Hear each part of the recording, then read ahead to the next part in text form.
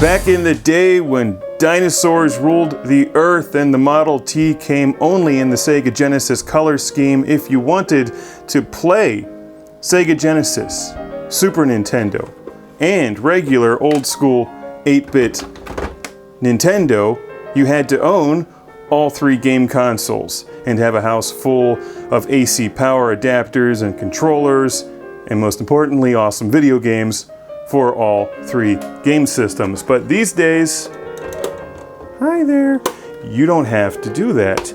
You can just have one game console that plays all three game systems, the Retron 3, otherwise known as the Retron 3.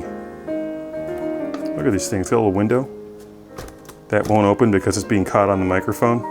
Let's try this again. The Retron 3, is it a game system or a portable 8-track player? Gasp! Even the Nintendo is in awe of the number of game consoles that the Retron 3 can, in theory, replace. A lot of these third-party game systems have a bad rap. Some of them deserve it, others don't. Let's find out if the Retron 3 lives up to the potential of its 8-track meets Laserdisc player exterior. Feed me, feed me, feed me! They all have different voices. I like that. Okay, well, the first thing I want to show you is that in addition to its own wireless controllers that you can use, you can also play with the actual Sega Genesis controllers, Super Nintendo controllers, and NES controllers. Before I even play this, I'm going to just say that's my favorite feature, because that means not only can you use your actual controllers, but you can use the light guns. Another feature that I like about this is that you can fill it up with game cartridges and use this knob to select what you're playing.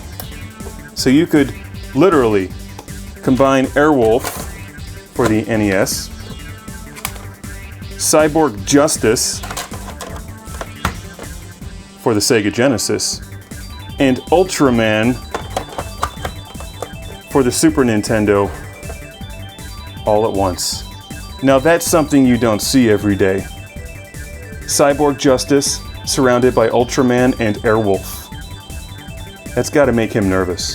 Here's the back of the Retron 3, and another impressive feature is S-video output.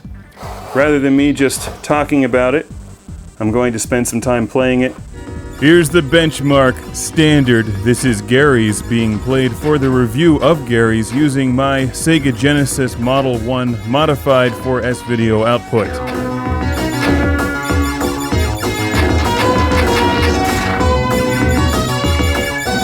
How does the Retron 3 compare? Let's look at the exact same game being played for the second half of the Gary's review.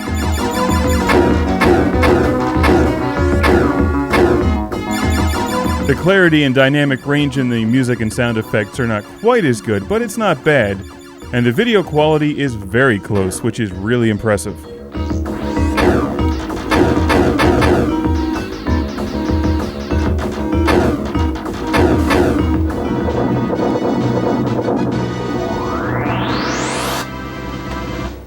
Ultraman rules! Who said that? You know he's right. You know what else rules? Super Nintendo performance on here, which is identical to the actual Super Nintendo. And you can see the Retron 3 in action during the classic Game Room review of Ultraman for SNES and Zanak for the NES.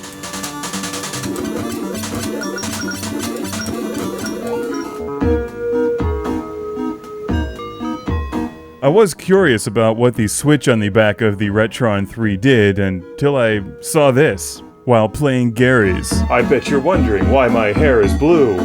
No, I've always understood why you dye your hair.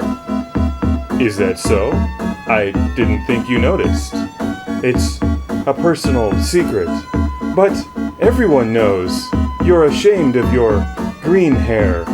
Here's a look at the Retron 3 being put through its paces, loaded with Zanak, Gary's, and Ultraman, using the Craft Star Master on the NES section over here, a standard Super Nintendo controller for the Super Nintendo, and a Sega Genesis controller over here for the Sega Genesis side.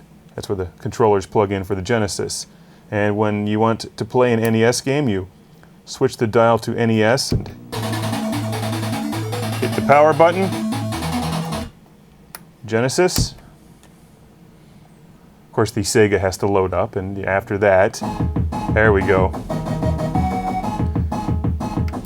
And then the Super Nintendo, which is also loading up with the Bandai logo for Ultraman. And now we have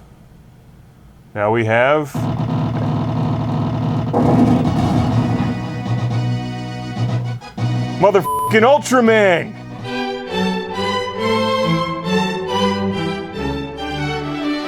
Retron 4. Here we go. You definitely need an Atari 2600 add-on, which also means you put 7800 in there. There you go. Retron 5. Super Nintendo, Nintendo, Sega Genesis, Atari 2600, and Atari 7800, and 32X games.